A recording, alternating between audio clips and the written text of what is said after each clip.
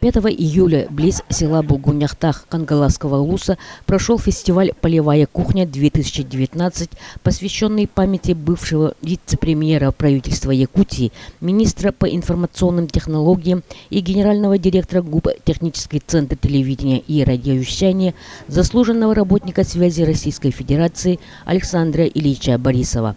Ныне там еще состоялось открытие нового туристического комплекса, созданного в основном силами невестки Александра Борисова Марии Борисовой. В беседе со мной Мария отметила, что для строительства всего этого кемпинг-комплекса вложилась вся семья, а работы проводились под ее личным руководством.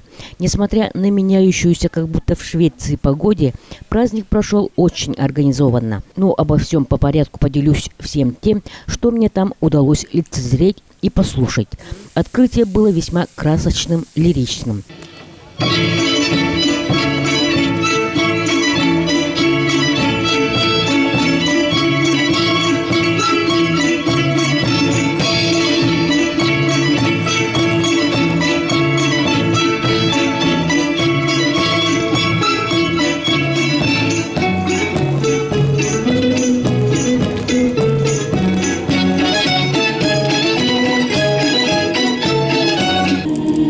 Тахтумуста хомор голиндине, уй кубитирти дахторон кулон. Беттах болунда, чугас болунда диен аттахан көрден. Алвотнына яхтан хатан рабит, күйхотны көмейден күнтүлән рабит. Выступали министр по делам предпринимательства и развития Ирина Высоких, ее первый заместитель Ирина Гаргач, сын основателя фестиваля Илья Борисов и члены жюри. Вместе с Ильей Александровичем я считаю, что сделали достаточно на серьезном уровне фестивале. Вот эти команды тому доказательства, которые приехали, действительно поддержали фестиваль. Я уверена, что все блюда сегодня будут вкусные, потому что цель основная данного фестиваля – это сохранение и передача знаний, охотничьих, кулинарных традиций. Это пропаганда здорового образа жизни, пропаганда активного отдыха. Все, что вкладывал в этот фестиваль Александр Ильич. Сегодня мы здесь собрались для такого замечательного фестиваля. Фестиваль уже у нас проводится в 9-й раз. Как уже говорили ведущие, то, что он начинался внутрикорпоративным, даже каким-то небольшим мероприятием. И сегодня он у нас уже, можно сказать, вышел на республиканский уровень, потому что команды уже у нас и из города Якутска, и из Намского улуса, и Хангаласский улус, конечно, представлен. Ну, можно уже сказать, что фестиваль стал нашей доброй традицией. А что такое традиция? Традиция – это то, что передается из поколения в поколение и никогда не забывается. И думаю, мы все с вами тоже не забудем идейного вдохновителя Александра Ильича, который придумал как и саму передачу «Охота и рыбалка» в Якутии, так и данный фестиваль-конкурс. Ну и сегодня, как уже на правах сына, перенявшего дело отца, разрешите дать старт этому фестивалю. Еще раз поздравляю всех здесь собравшихся. И обычно мы с экранов телевизоров говорим вам хорошего просмотра, о себе удачной охоты или рыбалки. А сегодня смотреть будем мы, как жюри.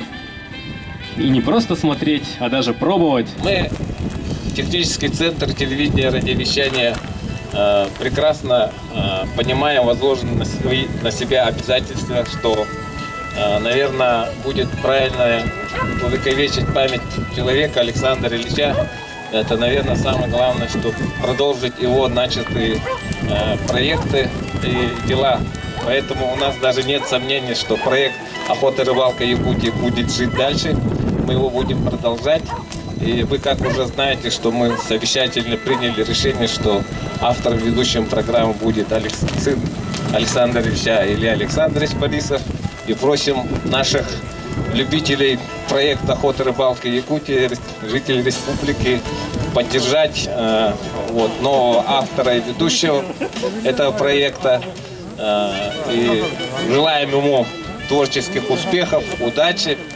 И традиционно мы, начиная вот фестиваль «Полевая кухня», желаем всем участникам творческого вдохновения, кулинарных изысков. Погода совсем испортилась, когда подошел черед выступать вокальному ансамблю.